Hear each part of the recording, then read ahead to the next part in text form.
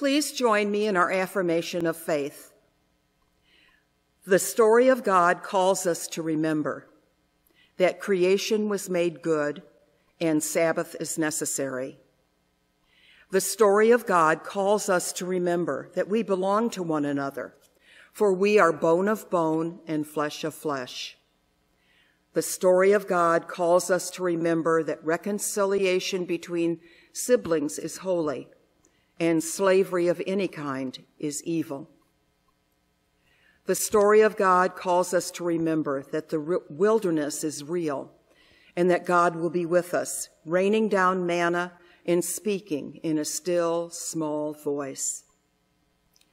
The story of God calls us to remember that love looks like healing the sick, eating with the outcast, making room for the children, and seeing the unseen.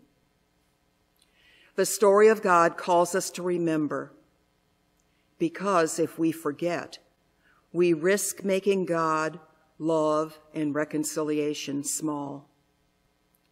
So as we remember, may we declare, we believe in a God who made all things good, who stands with the suffering, walks with us in the wilderness, sees the overlooked, loves with an untamed heart, and makes room for all at God's table. Amen.